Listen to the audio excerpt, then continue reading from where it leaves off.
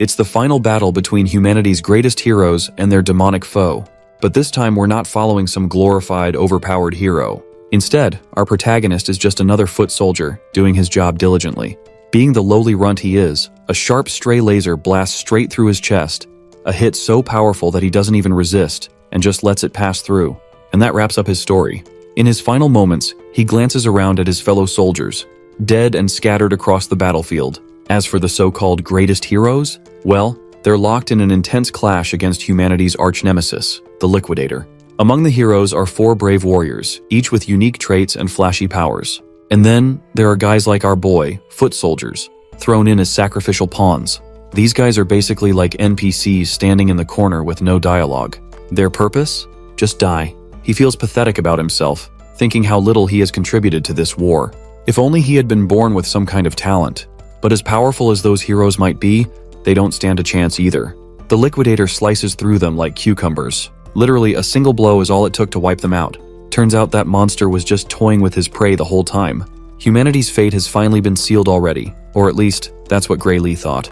This is then he remembers that his heart has already been shredded into bits, and yet, he's still not dead. Next thing he knows, he's standing in the middle of the ruins. In front of him is this omnipotent being who gives zero context for what's going on. The mystery dude claims that Gray's body has already healed, but the wild part is that he healed himself using powers buried deep inside him all along. The entity goes on to further say that Gray is actually way stronger than the Liquidator, the same bastard who slaughtered all those heroes like pigs. However, he's not sure if Gray can even handle that power. So, for now, the entity lends our boy a portion of his own power, just enough to take down the Liquidator. Back in the real world, Gray's sword is instantly surrounded by mysterious energy, gifted by the all-powerful being. Without wasting time, he puts this energy to the test, to see if it's the real deal or just hot air. Turns out this power packs a serious punch. So much so that the Liquidator actually commends Gray for his strength. But it's still not enough. As Gray goes in for another strike, bam! He's sliced in half like the rest. Blood gushes from his bisected body as the Liquidator, weirdly enough, praises him again. He's the first person to push the Liquidator far enough that he had to go all out. But the Liquidator is in for another surprise. Gray isn't done yet. That blackish energy is fueling him. The lower half of his body, which was gone a second ago, has now reformed, made entirely of dark energy. Bro is going full Black Clover mode with that massive sword of his. It's a sight to behold. To think that someone could actually make the Liquidator waver. The enemy sees no other option other than to throw up a honeycomb shield to guard his sorry self. Gray doesn't even look human anymore. He crashes down with his colossal blade, and the impact sends literal shockwaves through the air. The shield shatters into glittering pieces, and Mr. Cocky ends up eating shit with the full brunt of the hit. Now the bastard is seriously wondering if the thing he's fighting is even human. Hell, he's not sure if Gray is even alive. Meanwhile, our boy is asking himself the same thing. But right now, all that matters is the fight. And yeah, this freak is tough as nails, but our boy is also determined to do the math and break this bastard down. He's not stopping until this menace is erased. He throws another wild slash, and this creepy fuck starts bleeding this creepy golden blood. In response, the freak busts out some next-level jutsu and sprouts celestial wings. Looks like he's messing with time itself. Day turns into night, with the moon glowing like a spotlight from the gods. It's pretty impressive, and Gray admits it, but not impressive enough to shake his confidence. He goes full throttle, launching a preemptive strike straight at the Liquidator's neck. But surprisingly, the sword doesn't pierce. There's some weird shield around him again. Then he starts yapping nonsense that flies straight over my head. Apparently within this plane of true dusk, nothing can hurt him. Or at least, that's what this bastard claims. He tells Gray to look up at the sky to see just how deep in shit he really is. Well, our boy looks up out of curiosity and sees a blinding star-like thing glowing with insane intensity. Then boom, that thing crashes down like a damn meteor and obliterates Gray from existence. The Liquidator stands victorious, staring down at the crater left behind. But thankfully, that mysterious entity from earlier shows up again, just in time to rewind everything and send our boy back into the past with an only mission, which is to save the world. By the way, that mystery man's name is Kronos. Apparently, he and the Liquidator have some kind of history, but no one is telling us what kind. So anyway, cut back to our boy, who opens his eyes in a peaceful green neighborhood right after his regression. It's quiet, calm, and honestly pretty damn photogenic. Turns out he's in his hometown, Renato Village. Not just his hometown, but the past version of it. He is almost 15 years in the past. Looks like Kronos kept his word. Gray's been sent back in time for one final shot at saving the world. Suddenly, a stinging pain crawls through his hand. When he takes a look at his hand, he notices wounds and bandages wrapped around his wrist. Now that he thinks about it, this was the time in his life when he was basically a punching bag for Belder and his gang. But with this new shot at life, it'd be pretty pathetic if he still ended up getting bullied. Then again, there's no way he could fight those guys head on. Bro is way out of their league. In hindsight, even beating the Liquidator sounds like a dream. Anyway, he's got to figure out how to deal with these bullies, or he's doomed to relive the same suffering all over again. Seems like bro can't catch a break, or can he? He just so happens to stumble across the same assholes he's been dreading the most. Of course, it's Belder and his goons. Since they've been bored lately, they've been on the hunt for our guy, eager to continue their tradition of good old-fashioned bullying, like it's their new religion. They toss a spare sword at his feet, ordering him to pick it up. Our boy stares at the sword, clueless. He still hasn't figured out what these goons are up to. After all, it's been 15 years, so memories are a bit hazy. Belder, meanwhile, assumes Gray is pretending to be clueless on purpose, so he is kind enough to remind him about their usual mock battles. Hearing that, Gray quickly tries to brush these pests off by pointing to his injured hand. He's grateful for the invite, but unfortunately, he can't join because the injury hasn't healed yet. But it looks like bro can't shake these hobos unless he picks up the sword and fights. They even assure him the swords are totally blunt, so there's barely any chance of getting hurt. Gray, however, can't shake the feeling that injury is still possible. No matter how blunt the blade, it's still a lump of iron. One wrong hit in the wrong spot could book your one-way ticket to heaven. Well, he's got a point. One gentle tap on the balls, and you'll be doubled over on the ground in unbearable pain. But these guys don't seem to get the logic behind Gray's words. Belder takes his stance, ready to strike. He hates hearing no from Gray, so he charges at him like a raging bull to start the duel. Gray was given time to grab the sword, but it's up, and Belder is already charging at him. Our boy finds it ridiculous that this dude calls it a mock battle while charging like he's pissed off at his own mother. That's when Gray remembers something a former military doctor told him. The reason his swordsmanship never improved was because of an injury he sustained as a kid. Now that he thinks about it, maybe this is the injury that changed his life forever and forced him to live like a runt. Belder comes crashing down with his blade, but Gray blurs away and dodges the strike. Seriously though, even Gray himself is shocked that he managed to dodge it. Belder's face meanwhile tightens in annoyance at seeing such impressive agility. He throws another strike, which my guy dodges again. Then a quick strike aimed at his feet is also easily avoided. The bastard's trying hard to tag our boy. He's like a bloodthirsty man on a mission, determined to take his opponent down. But Gray slips through like a ninja on cocaine. At first, Gray thought Belder was just slow, but then he realizes that it's not the Belder who has gotten slow. It's he himself who has gotten faster. Bro is literally dodging every strike like he owes rent. Even Belder's goons can't ignore what they're seeing. It's like Gray is a completely different person. He might not have the body he once had, but he still has the memories of every battle he's fought. With all that experience mapped in his head, his body is basically on autopilot. He barely even has to try to dodge those strikes. Then Gray grabs the sword to keep this so-called mock battle going, which isn't feeling so mock anymore. Belder is drowning in his own ego, desperately trying to crush Gray under his blunt blade. But my guy had enough. He swings his sword for the first time. The sudden jerk from his powerful swing leaves Belder's hand aching like hell. That just shows how pathetic Belder really is. If Gray is being honest, he actually feels like the loser here, duking it out with such a weakling. But he also believes that Belder doesn't deserve an ounce of pity. He's the piece of shit who bullied Gray, took away his future, and caused all that suffering.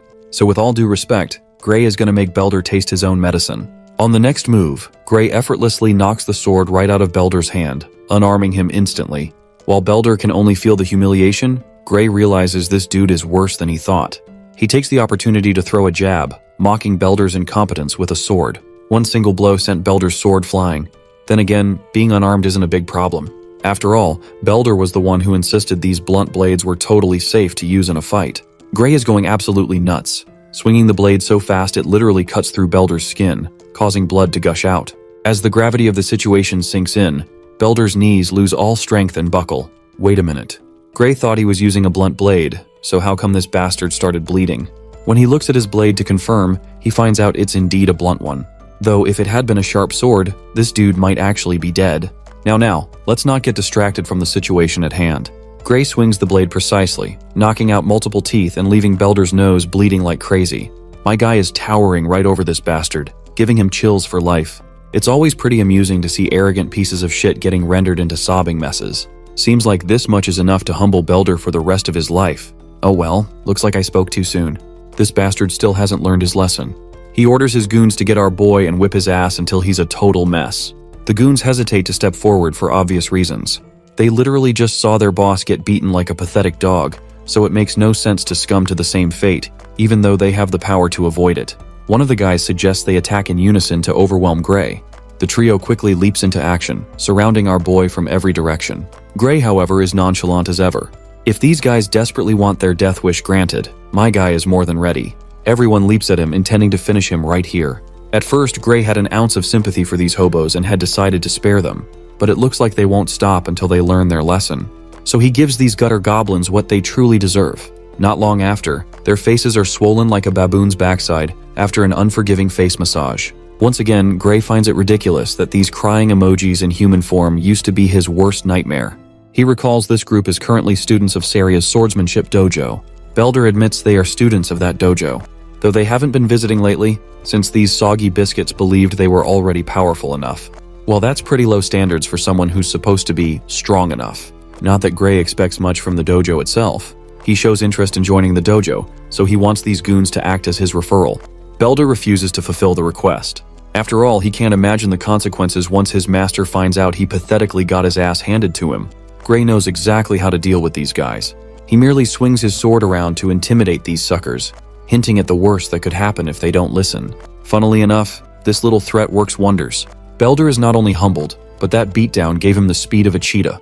He literally speeds down the road to reach the dojo as soon as possible, even leaving his friends behind. A while later, they enter the town. As they walk, Belder expresses his curiosity why Gray is interested in joining a dojo. Turns out this dojo has a recommendation slot for the academy.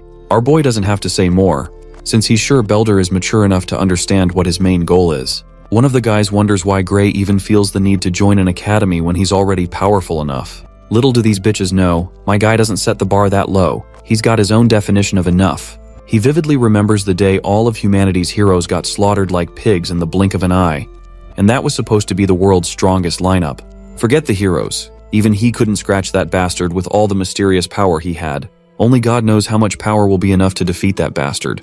Though he wasn't completely hopeless back then. The moment he got those badass dark powers, he felt like an omnipotent being that could destroy anything. The thing that held him back was a lack of swordsmanship skills. He had been relying on a few tricks he learned from the Sword Saint. If only he had spent more time training in swordsmanship, just like the Sword Saint did, he's pretty sure he could have turned the tide of the battle single-handedly. This is likely why Kronos sent him here, to grind his ass off until he's worthy to wield that dark, mysterious power again. A while later, we meet the master those goons were talking about. The group is getting an earful for picking a fight with a random civilian. And what's worse, all they got after challenging that civilian was a humiliating defeat.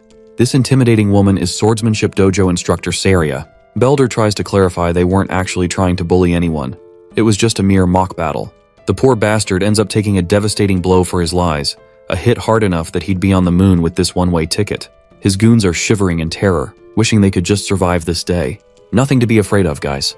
The stunt she just pulled was a little lesson she wanted to teach these fools. If they call beating up someone unarmed a mock battle, then what she did also counts as a mock battle. She points her sword right over Belder's ugly face and expels him out of the dojo immediately. Not only him, but his goons are joining him too. With that, those pathetic goons take their pathetic loser leader and walk out pathetically. She immediately twirls around, sits on her feet, and apologizes to her new recruit on behalf of her former students who caused him a lot of trouble. My guy brushes off the apology. Back to business. She's heard he wants a recommendation to the academy, to which my guy affirms it. Since Belder and his second-rate team caused him a lot of trouble, she's willing to write a letter of recommendation for him. Though before doing that, she wants him to prove his worth. Both contestants stand against each other, wooden swords in hand. Being the senior, she generously gives him the opportunity to strike first. And thus the exchange of blows begins. They move so fast that literally all they leave behind are trails of silhouettes from their fearsome strikes. All the while, Saria does her job, which is to assess our boy's capabilities. She can tell his swordsmanship is quite practical for his age. It's as if he's been through countless battles before. Now it makes sense why those bozos got their butts handed to them by a single person. His style is mostly self-taught, but every so often, his swordplay looks similar to what's taught at the academy. This likely means someone probably taught him, though his technique is still rough. One thing's for sure though, he's got a lot of raw talent begging to be tapped and harnessed to its fullest. She's basically found a diamond in the rough. Now that she's assessed him, she decides to end the duel with the last blow she's about to deliver. My guy braces himself and effortlessly parries her attack. This macabre dance once again begins. Bro is literally parrying each of her attacks like he's allergic to damage. This prompts the woman to grow anxious. The lack of hesitation on his side is throwing her off. It's like no attack she tries can falter his stance. Hell, she even starts to feel annoyed at herself. To think she has to give her all in a mock battle that was only meant to gauge this young gun's capabilities. She gets overwhelmed to the point she starts feeling fear. For a moment, he looks like some demonic entity about to unleash something massive. After surviving the last swing from our guy effortlessly, she realizes it was just a wild swing. After that crazy swing, Gray starts to feel tired and his energy level drops. The woman sees him sulking and mistakes it for a weakness in his defense, so she lunges like a feisty cat, only to find herself checkmated right on the spot.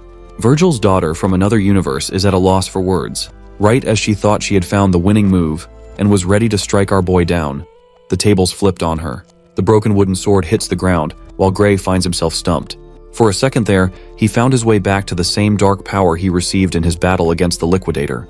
The fact that he used a hint of that same power now means that he still has access to his abilities, even after regressing into the past. But then, it happens. An agonizing drawback engulfs his body in so much pain that he drops to his knees. He can't even hold himself to stand, while Saria is alarmed by his condition and wants to help. Even after using a fraction of his power, Gray realizes that his current body is unable to exhibit his abilities. Still, he musters the determination to stand on his feet again, despite his body quivering. After telling her that he's okay, Gray finds himself lost in his thoughts, realizing he can hardly stand, which emphasizes just how efficient he's going to have to be with his abilities. Oh, he's also thinking about revealing the information about his power to the experienced swordmaster in front of him. Saria just looks at him dead lost and confused.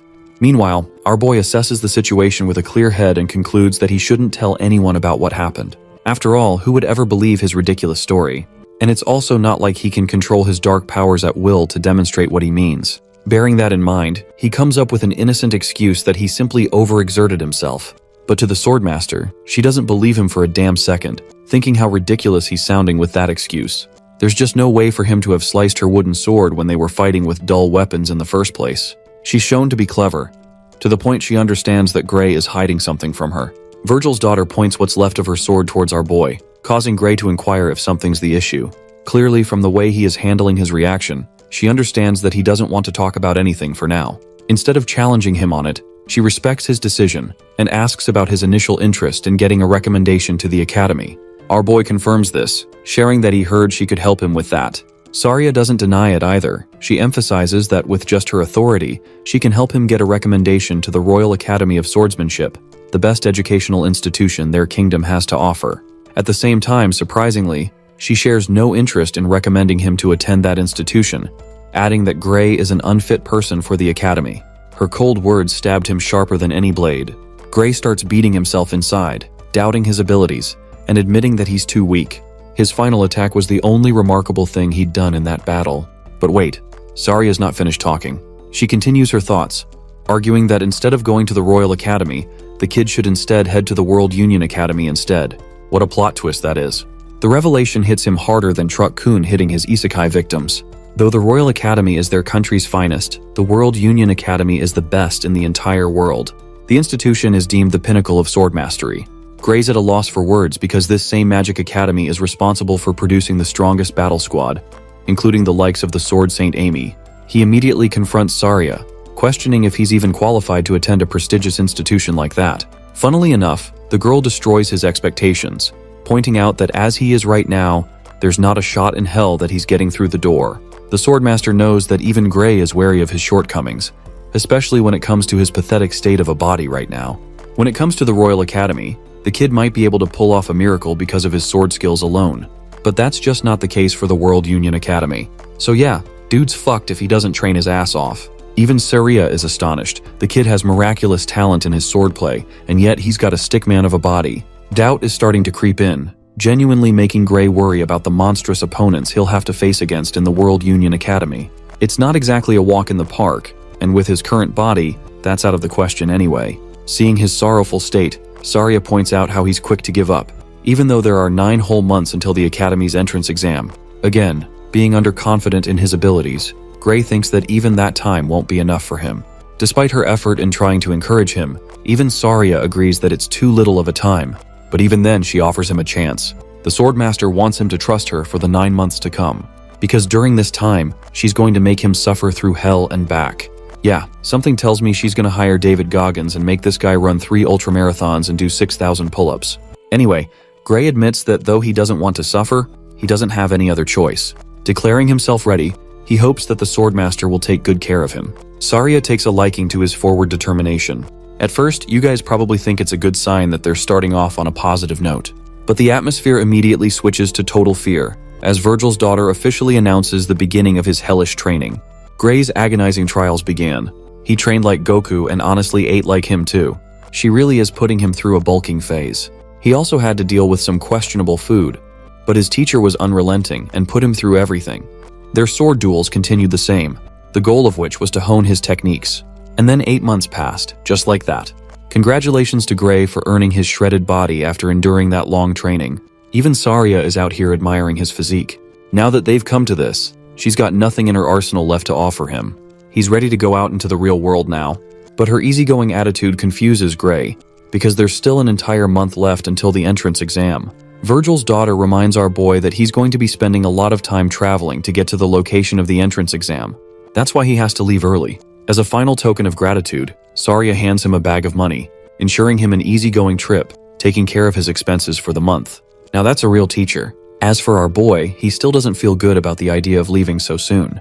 Her forceful approach saddens him, because he thinks his teacher is pushing him away like he's a burden. Smiling at his answer, she thinks he's complicating the situation. Suddenly, Gray brings up the rumor of an ogre's nest nearby, alarming Saria's attention. He also points out that the village is completely unsafe with the lack of security guards. The Swordmaster confirms the existence of the nest as well, as it was discovered recently. At the same time, she smiles at him, believing that nothing bad will happen. If the worst case happens, they'll just have to rely on the royal capital for help. Though Gray is worried, she thinks his only focus should be to take his exam, without any wandering thoughts. In his mind, he's convinced like hell that his teacher is lying to him, soothing him so that he doesn't have to worry. The royal capital is never going to send help to a tiny village, and when the village is raided and destroyed by the ogres, it will inevitably result in Saria's brutal death. In his original life, he learned that she died taking on the battle alone. Anyway, he doesn't tell her any of this and just accepts the situation, thanking his teacher for helping him out all this time. Gray plans to leave right away, earning Saria's smile. She and her 2 big personalities are rooting for him to pass. A few days later, we get a scene of her traversing a dangerous path to make her way to the nest. Here, skeletal remains of humans are horrifically hung on the trees as a warning. Saria is trying to track down the nest using the information she received from the scout. Spotting the trail of blood ahead, she knows that danger lurks ahead. But before she does anything, the Swordmaster is alarmed by the familiar voice of her disciple. Sitting on top of the tree branch, he questions where his beloved master is headed so late at night. Receiving a surprise entrance from him, she asks what he's doing right here when he's supposed to be focusing on the academy. Sticking his landing on the ground, he taunts her for questioning him, when he should be doing it to her instead. She lied to him when she said she was going to ignore the situation of the nest and let the royal capital handle it. Making an excuse, Saria explains that the royal capital refused to come because of their personal matters, which is why she took on the job herself. She's confident in her sword ability, believing that whatever it is in that nest, she can defeat it. Especially after receiving the report of the scout, Saria reveals that her opponent is going to be an elite ogre,